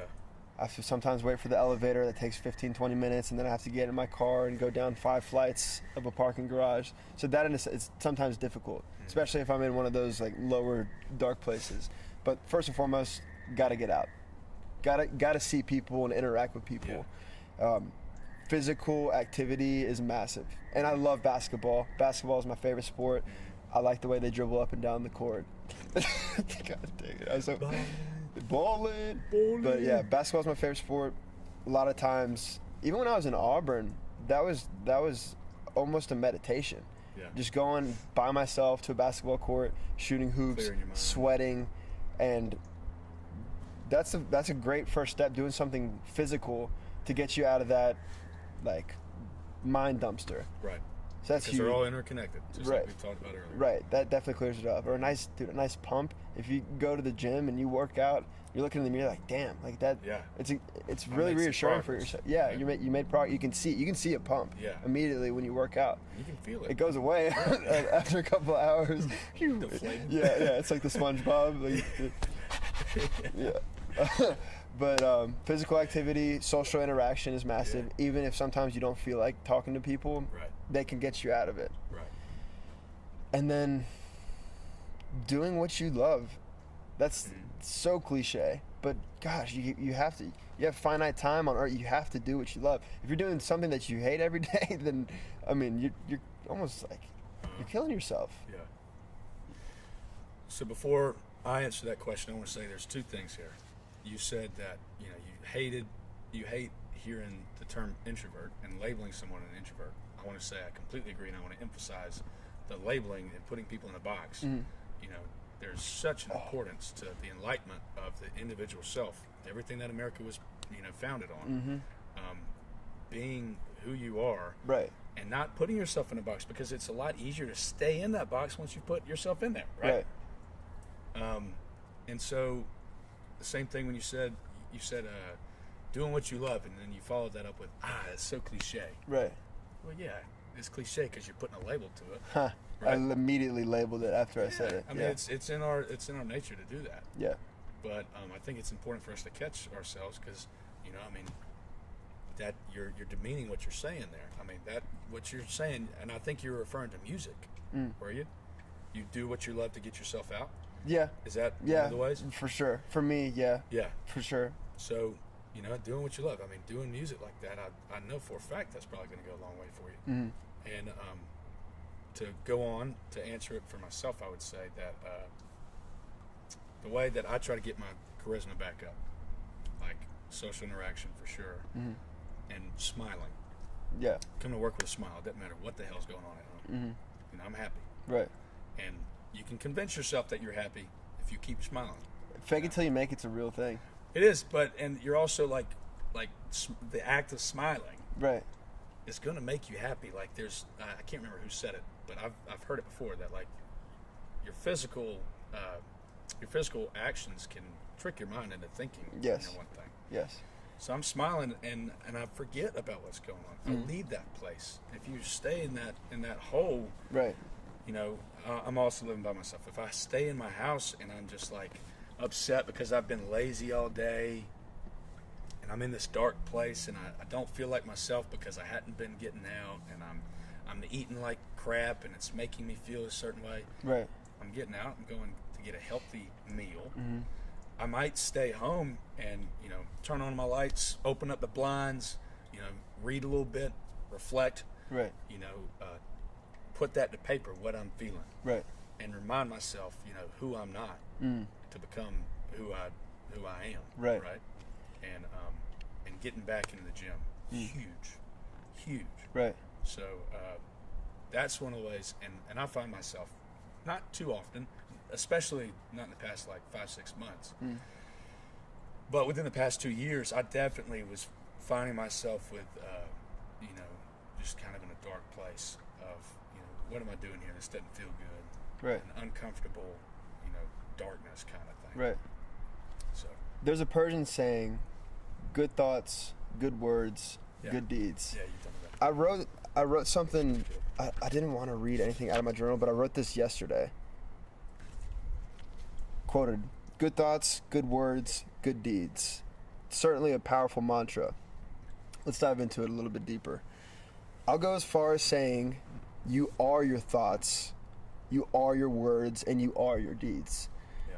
Therefore, you must train yourself to only accept the thoughts that direct you towards your idealistic, for me it'd be Cameron, for you it'd be Carson, your idealistic you.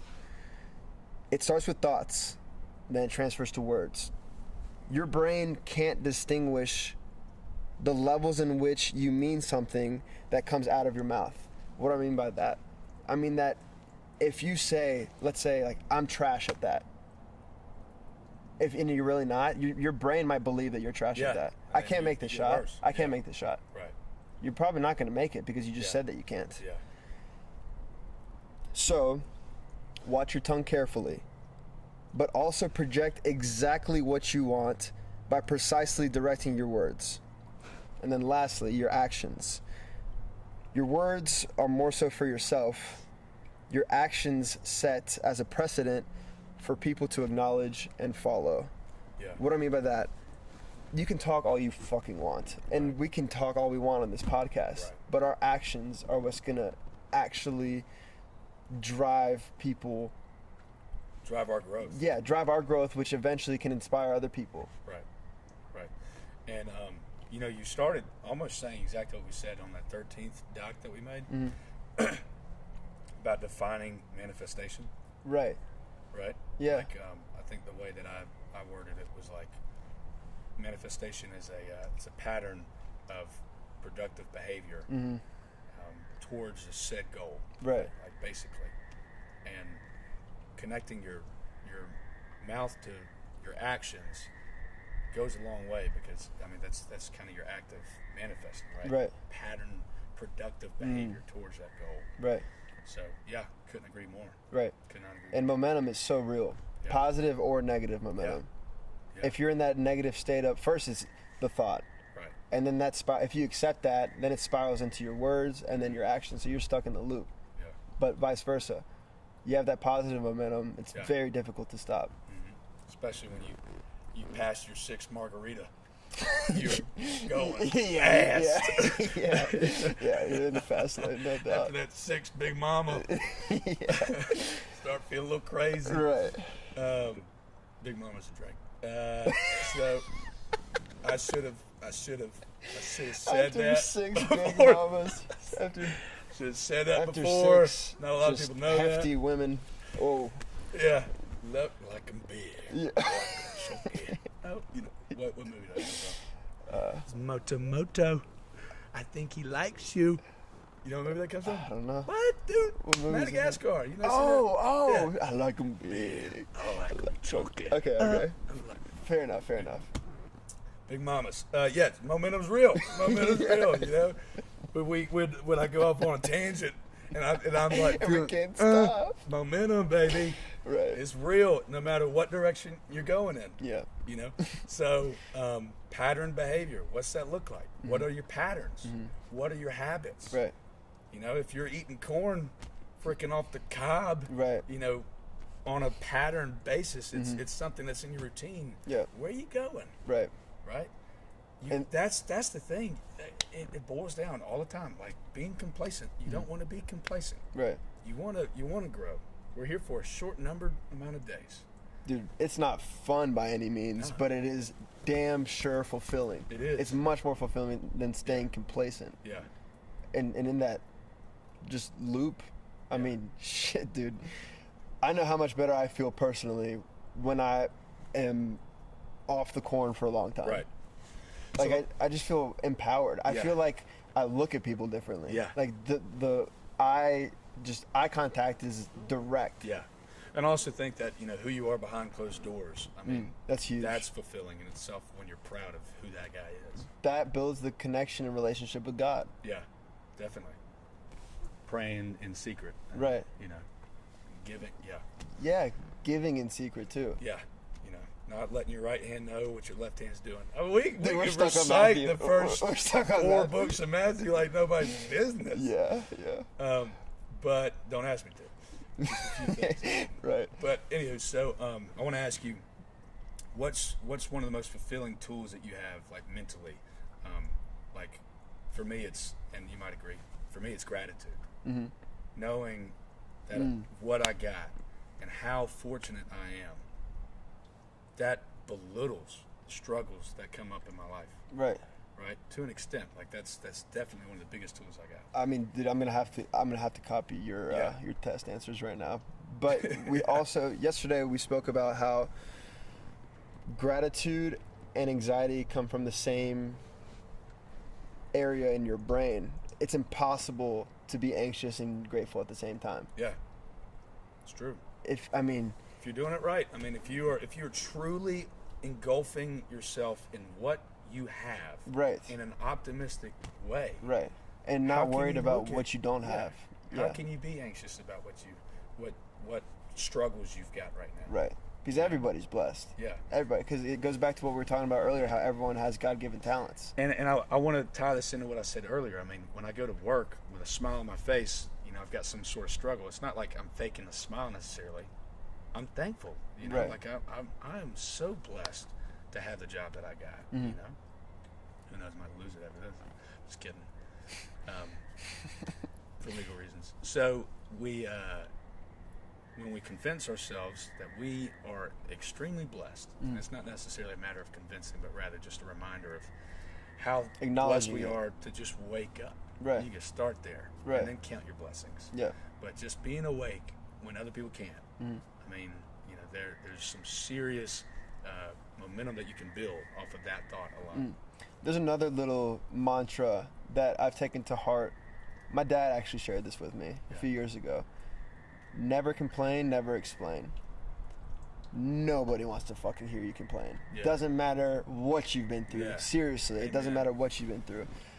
I feel like venting with a loved one and having an actual conversation, that's one thing, but just flat out complaining about the shit that's going on in your life, it's so taxing on the receiver, on the person listening to it. And then never explain, just accept, like let's say you did something wrong, you don't need to explain to that person why you did that, just apologize, accept responsibility, and move on. I got a red flag though. Let's dive a little deeper into the difference between complaining and venting, because we've talked about how important it is to be vulnerable. If you've got something on your mind and it's weighing you down, don't think that's necessarily complaining when you're sharing it with someone, right? Right. There's a difference between complaining about how you feel about something versus complaining about what someone did to you. I'm more so thinking about like I know that's medial not what stuff. Yeah, no, I know that's not the direction you're going, but I think that it's important for people to not perceive your message there as like, complaining about how you feel, because a lot of guys don't open up to each other, right? That is, I guess that is there's a gray area that is sensitive, but damn, I mean, Eeyore from little droopy guy. Nobody fucks with Eeyore. Nobody fucks with Eeyore. That's what I'm trying to say. Like that type of, you don't want to have that type of personality because that, like I said, it's cyclical. You get stuck in it. Yeah. Okay. It's infectious. I'm not saying what we're doing here is the opposite of like we're definitely venting. Sure. We're definitely venting. I guess there is a fine line, but don't be Eeyore, I guess is the message. No. And I know that's where you were going, and I completely agree with you. Just want to say, for basis purposes, if anybody could possibly perceive what you said a different way. But anyway, no, I think that sitting in your emotions and complaining to yourself is also a really bad way of coping with whatever you got. Right. Eeyore, I'm sure, is the same guy behind closed doors. Right. If you take that guy out, he's beating himself up. Right. If you take that out, give the bear a pot of honey, and you're pooing everywhere. You're pooing everywhere. Yeah. You're Winnie the Pooh, and you got your pot of honey behind closed doors. You're out being Winnie the Pooh outside of the doors. Yeah. Yeah. That's stupid. A pot of honey would be, whatever you can be thankful for. Yes. Yeah. That's a good way to look at it. I can't believe you just used Winnie the Pooh as an analogy. You started it. I thought that we were. You kept going with Winnie the Pooh. I was just talking about someone that complains all the time. Yeah. And, yeah. Like someone that has nothing to be grateful for. Yeah. Like, it is fucking beautiful outside, and they're like, it's too damn hot. Right. The sun gave me sunburn. Yeah. Exactly. Like, oh my God. Change your perspective just a little bit. Yeah. Be a little more optimistic. Right. And then, grateful. Because emotions are all contagious, right? Like, I mean, if someone's just super mopey, you're going to feel like, ew. Get off me. Yeah. Right? Yeah. You got Winnie the Pooh, and you're like, bring that honey over here. I'm done. But it's infectious. Yeah. And that's something, dude, I'll say this about you, man. I mean, everybody talks about how genuine you are, right? Thank you, brother. Thank you. You being genuine, your genuine self, and your genuine self is a happy, charismatic guy. That's infectious with everybody, Thank you, brother. Absolutely. I appreciate that. Obviously, I can fucking Uno reverse card immediately and say the exact same thing about you. We share the extrovert, well, I'm putting us in a box there, but we enjoy expressing ourselves. Yes, as we are. Yeah. As we are. Yeah. Because, dude, you're unequivocally you. And, dude, I appreciate that so much. Yeah, we haven't really talked about our friendship and how it's evolved. But holy shit, man. I know we talked about how we were drinking buddies. Yeah. But, damn, I mean, it's been an exponential increase of trust and vulnerability and real-ass conversations. And, dude, I cannot express how much I appreciate you. Dude, our friendship is undoubtedly one of the biggest tools that I've had in my life in the past 6 months. I mean, being able to start reading scripture and then talking about, I've got my dad's friend who is freaking awesome. Anytime I've got a Bible question, I call him. Michael Campbell, shout out.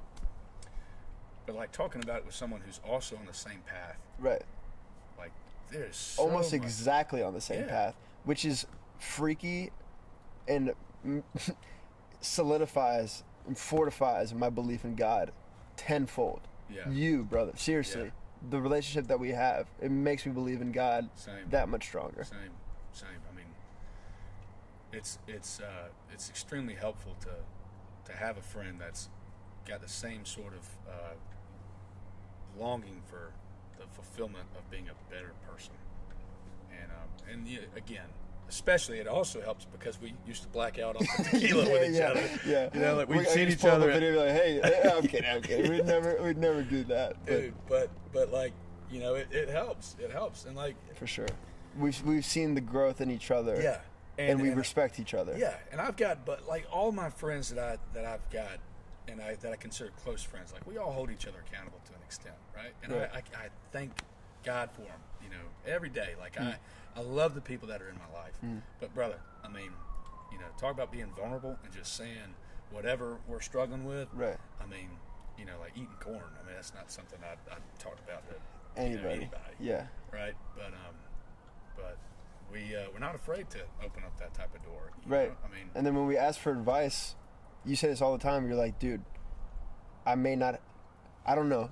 It is at the end of the day, if you're in a pickle or you're having trouble making a decision, it's your decision at the end of the day. I can't force you to, but I have to at least preface by saying, I don't know. I don't know what is best for you, but here's my perspective. Yeah. And then vice versa, you do the same thing for me. Yeah, no, you're really good about that, and I love that because it comes from a place of you're not judging at all. It's just it's like you're just saying, dude, I don't know the right answer, and I can't tell you what to do. But we kind of use each other's experiences. I'll use my experience to try to answer your question. Right. Because we've got similar experiences, it ends up working out. We can come up with some type of answer. Yeah. But anyway. Absolutely. To say the least, man, I am so incredibly thankful for this type of thing right here. I mean, You can't do this with anybody. I can No, do it with dude. my boy Cameron. That's my brother. Love you, brother. So, Love you, dude. it's good stuff. Yeah, absolutely. And this is just the beginning. Yeah. Seriously. It's been a lot of growth in this past 6 months. It's not going to get easier, by the way. No, Right? We can agree on that. no way, no. It's we're gotten going to harder. have to dial in that much harder. Right. Because we're going to get all of this we're going to get attacked by every angle. Yeah. Whether it's Dial temptation in. or actual Love that people that are just like, or actual people that are attacking us from Yeah. every angle. Trolls, haters, Yeah. everything. But then there's also going to be a lot of love, a lot of community, Sure. collaboration, camaraderie. That's what we want to build. Right. And that's the goal of Awake Mentality. Yeah, and again, I think we said this at the beginning. Just want to reiterate here. We're doing this for us. Right. We're doing this because we want to get better as men. Yep. Because we're not perfect. We're not near We're perfect. so far from it, and we're on the journey to try to figure out how we can better ourselves. Yes. Like I haven't figured out shit. Sure, Yeah. I'd get my hair wet with cold water. Right, you know, yeah. like- We spoke for the past hour and a half about our experiences, and Yeah. hopefully people can learn from it, but that doesn't mean that we have the answers. No, not at all. We just share what has made us feel better. And Right. That's exactly what this is going to be, man. I mean, Yeah. and it's topics we're asking questions that maybe we wouldn't typically ask other people. Right? Yeah. Like we're trying to understand ourselves as much as possible. And one of the ways that I've been able to do that is your questions for me. I'm like, oh shit, and I gotta really think about it. Yeah, You know? yeah. So, but all right, brother. What do you think? I think that'll do it. What do you think, Sarah? Cool. All right. All right. That's man. Awake Mentality, It's a wrap, baby. baby. We'll catch y'all next time. Peace.